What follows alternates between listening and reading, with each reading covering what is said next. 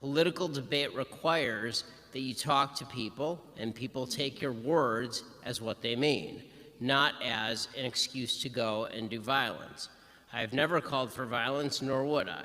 As far as the idea that my words are some sort of attack, a violent attack, for example, on folks who are transgender, my view. I'm not saying I know, but I'm responding to the people who are not you who might say that. Okay. So the idea that I am transphobic, for example, this is a bizarre kind of attack in the sense that I don't know that I've ever exhibited phobia of trans people. I'm not afraid of trans people. Well, transphobia is more along the lines of prejudice against the trans. So I actually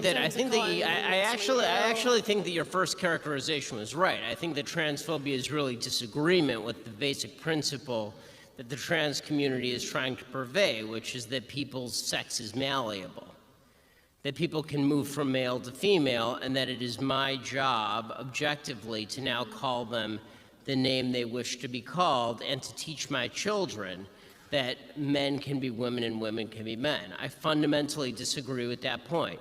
Now, with that said, is everybody in the United States entitled to the same rights? Of course, but your right does not extend to forcing me to call you what you want me to call you. That's not the way this works. That violates my freedom of speech.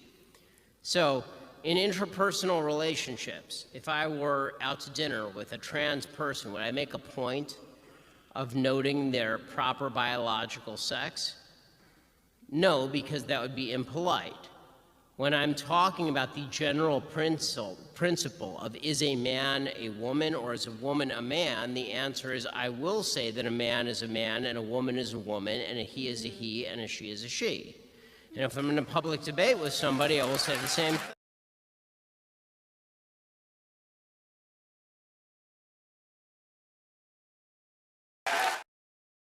Sorry, buddy. Back in the 1500s in fucking medieval Europe, when you saw a hot, buxom wench down the lane, okay, typically you did not go up to her and you call her in relation to your understanding of their chromosomal makeup.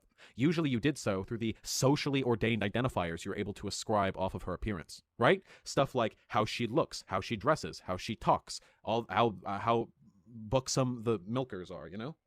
And nowadays, through modern miracles, women, trans or otherwise, can have buxom milkers no matter their chromosomes. So yeah, going by the definition of gendered identification that was used ye back in the day, this mythical like union of gender and sex that Ben Shapiro was referring to, which never existed, going by those standards, trans women meet them.